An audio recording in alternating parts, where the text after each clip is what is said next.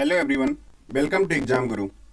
तो हमने जो एक्सपेक्टेड क्वेश्चंस की जो सीरीज शुरू की है उसमें कल हमने देखा था एचसीएफ और एलसीएम के पहले 10 क्वेश्चंस। तो उसी सीरीज को आगे बढ़ाते हुए हम लोग आगे के क्वेश्चंस को देखेंगे। तो चलिए देखते हैं आज का हमारा पहला क्वेश्चन, जो कि है क्वेश्चन नंबर 11। तो इसमें हमसे बोला गया है कि दो संख्याओं का एचसीएफ अगर 12 है और उनका डिफरेंस भी 12 है तो संख्याएं क्या होगी। तो सबसे पहले हम लोग देखेंगे कि जो भी संख्याएं होगी वो 12 की मल्टीपल हो जाएंगी, क्योंकि एचसीएफ 12 है तो इसका सीधा सा मतलब होगा कि जो संख्याएं होगी हमारी 12 की मल्टीपल होंगी और उनके बीच का डिफरेंस 12 होगा। तो हम एक एक करके सारे ऑप्शंस को चेक कर लेंगे कि कौन सी संख्याएं हैं जो 12 की मल्टीपल हैं और उनके बीच 12 का डिफरेंस है। तो ऊपर से देखेंगे तो सारे संख्याओं को हम लोग देखेंगे, यहाँ भी डिफरेंस 12 का, यहाँ भी डिफरेंस 12 का, यहाँ भी डिफरेंस 12 का, यहाँ भी डिफरेंस 12 का। तो हमारा सेकंड जो कंडीशन दिया हुआ है उससे तो हमारा कुछ बात नहीं बन रही। तो हम लोग अब देखेंगे पहले कंडीशन को कि इनका एचसीएफ 12 यानी 12 का मल्टीपल। 66 12 का मल्टीपल नहीं है, 70 भी 12 का मल्टीपल नहीं है, 94 भी 12 का तो मल्टीपल नहीं दिख रहा।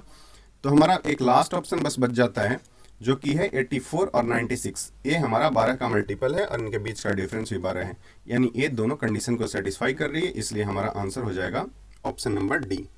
तो चलिए देखते हैं हमारा अपना आज का अगला क्वेश्चन, जिसमें बोला गया है कि the list number which when increased by 5 is divisible by each one of 24, 32, 36 and 54। तो नंबर क्या होगा। सबसे छोटी संख्या जो 5 से बढ़ाने पर 24, 32, 36 और 54 में से प्रत्येक से विभाज्य है। 5 से बढ़ाने पर यानी कि जो सबसे छोटी संख्या और 5 से बढ़ाने पर इन सबसे विभाज्य है, इसका मतलब होगा कि वो संख्या 5 से बढ़ाने पे इन सब का एलसीएम, इन चार नंबर्स का एलसीएम आ जाना चाहिए। तो हमें वो नंबर पता करना है, वो कैसे पता करेंगे। तो 5 से बढ़ाने पर इनका एलसीएम आता है, तो हम लोग क्या करेंगे कि पहले इनका एलसीएम निकालेंगे, उसमें से 5 माइनस कर देंगे, क्योंकि जब उस नंबर को फिर 5 से वापस बढ़ाया जाएगा तो हमारा एलसीएम ही आ जाएगा। तो बस क्वेश्चन से इस क्वेश्चन के लैंग्वेज से बस इसे घुमाने का कोशिश किया गया है, जिसे हमें अच्छी तरह से समझ लेना है कि हमें निकालना है इन सब का एलसीएम, उसमें से कर देंगे 5 माइनस। तो उसी 5 माइनस किए हुए नंबर में 5 जोड़ेंगे तो वापस इनका एलसीएम आएगा और इन सारे नंबर से वो डिविजिबल होगा। बस इतनी सी बात अगर आपको समझ में आती है तो फिर इस क्वेश्चन में कुछ बच ही नहीं गया। फिर भी हम लोग सोल्व करके देख लेते हैं। 24, 32, 36 एंड 54 इनका हमें निकालना है एलसीएम। तो जैसे आप एलसीएम नॉर्मली निकालते हो वैसे आप इसे कैलकुलेट कर लेंगे। तो यहाँ पे आ जाएगा 12, 16, 18, 27। फिर से अगर देख लेंगे तो यहाँ पे आ जाएगा 6, 8, 9, 27। एक बार और 2 से चला जाएगा तो यहाँ पे आ जाएगा आपका 3, 4, 9 और 27। अब 3 से देखेंगे तो आपका आ जाएगा 1, 4, 3 और 9। 3 से एक बार और चला जाएगा तो आपका आ जाएगा 1, 4, 1, 3। अभी इन सबको हम मल्टीप्लाई कर देंगे। तो 4 में 3 से मल्टीप्लाई करेंगे 12, 12 तिया 36, 36 तिया 108, 108 में फिर इन तीनों को मिलाकर 8 से अगर हम मल्टीप्लाई करेंगे तो 108 इंटू 8 ये आ जाएगा आपका 864। ये तो आपका एलसीएम आ गया है, बट ए आना चाहिए 5 बढ़ाने के बाद, तो इसके लिए हम लोग इसमें से 5 माइनस कर देंगे। तो जो हमारा 859 जो आएगा यही आपका करेक्ट आंसर हो जाएगा, जो कि हमारा दिख रहा है ऑप्शन नंबर बी। तो इस क्वेश्चन में कुछ भी नहीं था। अगर आपको बस क्वेश्चन के लैंग्वेज से इतना समझ में आ गया कि पहले आपको एलसीएम निकालना है, उसके बाद आपको इसमें से 5 माइनस कर देना है, तो आपका करेक्ट आंसर आ जाएगा। इसी तरह से आपके सारे क्वेश्चन इसी तरह के इजी आएंगे। अगर आपको इतनी सी बात समझ में आ जाती है तो आपको किसी तरह की कोई दिक्कत नहीं होगी। चलिए देखते हैं आज का हम अपना अगला सवाल। इसमें बोला गया है कि 3 घंटियां जो हैं वो 11 बजे एक साथ बजती हैं, तो क्रमशः 20 मिनट, 30 मिनट और 40 मिनट के नियमित अंतराल पर बजती हैं। तो अगली बार वे एक साथ कब बजेंगी। तो हमसे पूछा गया है कि एक घंटी जो उसमें से है वो 20 मिनट के बाद बजती है, दूसरी 30 मिनट के बाद और चौथी जो है वो 40 मिनट के बाद बजती है। तो एक बार जब 11 बजे वो तीनों एक साथ बज चुकी हैं तो अगली बार कब बजेंगी। इस क्वेश्चन में बस लैंग्वेज का खेल है।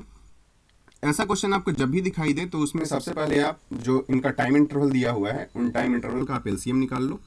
इनका जब एलसीएम जब निकल के आ जाएगा यानी कि इतने मिनट बाद वो वापस से एक साथ बजेंगी। तो 11 बज रहा है, अभी 11 बजे एक साथ बज चुकी हैं। 11 में plus LCM of interval, LCM of time interval आपको ऐड कर देना है। तो हमारा अगली बार कब एक साथ बजेंगी वो आपका इनिशियल टाइम, इसको 11 के जगह पर हम लोग लिख सकते हैं initial time. Initial time plus LCM of time interval. तो यहाँ से हम लोग देख लेंगे, सबसे पहले हमें निकालना पड़ेगा 20, 30 और 40 का टाइम इंटरवल। आप अगर लगातार ऐसे क्वेश्चंस को सोल्व कर रहे हैं तो बस प्रैक्टिस से आपको डायरेक्ट 20, 30, 40 का लिख सकते हैं। सबसे पहले तो इनमें से आप 10 कॉमन ले लो तो बच जाता है सिर्फ 2, 3, 4। पूरा इतना लंबा लिख के फिर 2 से ऐसे डिवाइड करके निकालने का जरूरत नहीं है। 10 आप कॉमन अगर ले लेते हैं तो बच जाएगा आपका नंबर कितना, आपका नंबर बच जाता है 2, 3, 4। अगर आप कंपटीटिव एग्जाम्स की तैयारी कर रहे हैं तो आपको 2, 3, 4 इतना का तो एलसीएम ऐसे भी आपके ध्यान में होगा। 2, 3, 4 दिख रहा है तो यहाँ से हम इन तीनों नंबर्स को देख के साफ साफ बता सकते हैं कि जो 4 से डिविजिबल होगा और 2 से तो डिविजिबल हो ही जाएगा। इसका मतलब हमें सिर्फ 3 और 4 का एलसीएम निकालना है, जो कि हो जाएगा 12। और 10, 12 निकला हुआ है यानी 10। तो यहाँ पे हमें अब कॉम्पिटिटिव एग्जाम्स की तैयारी कर रहे हैं तो 20, 30, 40 सब में 6th क्लास और 5th क्लास के बच्चों की तरह ऐसे दो डिवाइड करके ऐसे एलसीएम निकालने की जरूरत नहीं है। आप डायरेक्ट तरीके से निकाल सकते हैं कि ठीक है, इसमें से 10 अगर हम लोग बाहर लेते हैं तो कितना बस 2, 3, 4 बचता है। और जो हमारा 2, 3 और 4 होगा उनका एलसीएम हमें पता है कि 4, 3, 12 आ जाएगा। इसमें से 10 हमने बाहर ले लिया था तो इसका मतलब जो हमारा एलसीएम है वो 120 आ जाएगा। तो हमारा एलसीएम आ गया 120 मिनट्स। इसका मतलब 120 मिनट के बाद हमारी ये जो घंटियाँ हैं वो तीनों एक साथ बजेंगी। 120 मिनट को हम लोग 2 आवर बोल सकते हैं। 11 बजे पहले बज चुकी है, उसके बाद 2 आवर के बाद तो हमारा पूर्वाह्न में बजी थी 11 AM पे बजी थी ये घंटियाँ एक साथ में। तो इसका मतलब है कि अगली बार जो बजेगी 11 और 1, 12 और 1 PM पे ये घंटियाँ एक साथ बज जाएंगी, जो कि है हमारा ऑप्शन नंबर डी। तो इस क्वेश्चन में ही बस लैंग्वेज को समझना था। जब भी इस तरह का क्वेश्चन आए आपको पहले टाइम इंटरवल का एलसीएम ले लेना है और जो इनिशियल टाइम दिया हुआ है उसमें बस आपको ऐड कर देना है। तो चलिए देखते हैं आज का अपना अगला सवाल। इसमें बोला गया है कि there are 336, 240 and 96 books in 3 sets of English, Maths and Science books respectively. These books are to be arranged in stack in this way that the height of each stack is equal and all the books are placed subject wise. Then find the number of stacks. इस question में भी कुछ नहीं है। बोला गया है कि अंग्रेजी, गणित और विज्ञान की किताबों की 3 सेटों में क्रमशः 336, आपका 336, 240 और 96 बुक्स रखी गई हैं। तो इन पुस्तकों को ढेर में इस प्रकार व्यवस्थित करना है कि प्रत्येक ढेर की ऊंचाई बराबर हो और सभी पुस्तकें विषयवार रखी गई हो। तो ढेरों की संख्या ज्ञात कीजिए।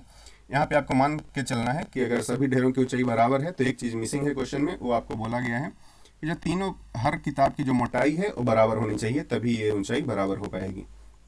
ठीक है, तो अभी बेसिकली हमसे पूछा गया है कि इनका जो हाईएस्ट कॉमन फैक्टर है वो हो जाएगा HCF इनका निकालना है, क्योंकि जो HCF आएगा इन निकल के सारे ढेर में किताबों की संख्या अगर हम बराबर बराबर रखेंगे तो हमारी सारे ढेर की ऊंचाई जो है बराबर हो जाएगी। तो इसमें सबसे छोटा नंबर हम लोग देख लेंगे कि कौन सा है तीनों में, 96। अभी हम लोग ऑप्शन को बार बार से चेक करेंगे कि कौन सा नंबर इसमें ऐसा है जो कि आपका 96 का एक फैक्टर हो सकता है। तो 96 के एक फैक्टर को देखने के लिए ऑप्शन नंबर 1 को चेक करेंगे। 22 इंटू 4 88 जाता है 9, ये हमारा ऑप्शन नहीं होगा। 48 से 96 डिवाइड होता है तो यस ये हो सकता है। बाकी आगे के ऑप्शन चेक करेंगे। 14 नहीं हो सकता, 21 नहीं हो सकता।